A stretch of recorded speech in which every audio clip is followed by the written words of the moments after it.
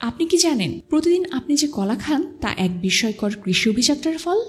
সূর্যালোক ভরা মাঠে শুরু হওয়া এই যাত্রা পেরিয়ে যায় বৈজ্ঞানিক যত্ন, কঠোর পরিশ্রম এবং হাজার মাইল দূরের বাজার পর্যন্ত। চলুন দেখে নিই ফিলিপাইনের সবুজ সোনার এই রূপকথার গল্প।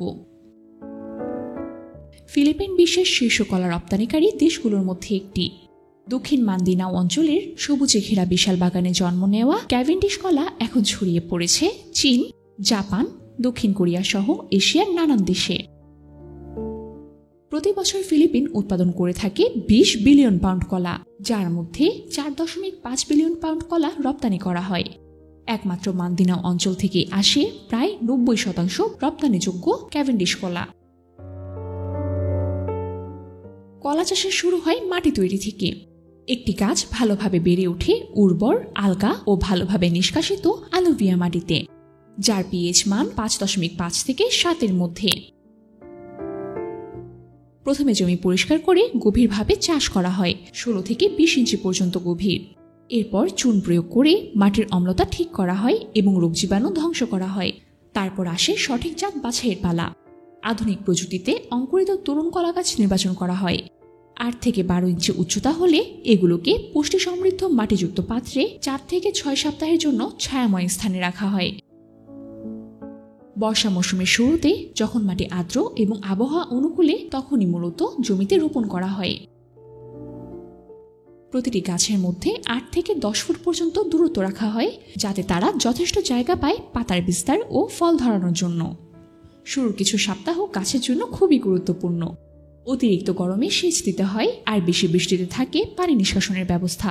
বড় খামারগুলোতে ড্রিপ বা মিস্ট সেচ পদ্ধতি ব্যবহার করা হয়। 7 থেকে 8 মাসের মধ্যে গাছে ফুল ফোটে। উপরের দিকে ধীরে ধীরে বের হয় গভীর বেগুনি রঙের মোচা, যার প্রতিটি স্তর এক একটি করে কলার হাত তৈরি করে। একটা গোছায় 20 থেকে 50 কেজি পর্যন্ত ফল হয়। ফলের গুণগত মান ঠিক রাখতে প্রতিটি গোছায় পাতলা সবুজ বা সাদা রঙের প্লাস্টিক ব্যাগ পরানো হয়। এতে সূর্য ও পোকামাকড় থেকে সুরক্ষা মিলে। নিচের ছোট ও দুর্বল হাতগুলোকে কেটে ফেলা হয়, যাতে পুষ্টি বড় ফলগুলোতে কেন্দ্রীভূত হতে পারে। গাছের বৃদ্ধি ও ফলনের সময় নিয়মিত সার প্রয়োগ করা হয়।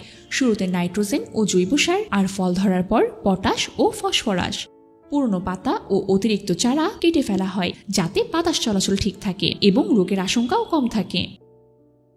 যখন কলা পুরোপুরি আকার ধারণ করে হালকা সবুজ বর্ণ নেয় আর খোসা একটু নিস্তেজ দেখায়, তখনই তা সংগ্রহের জন্য উপযুক্ত সময়।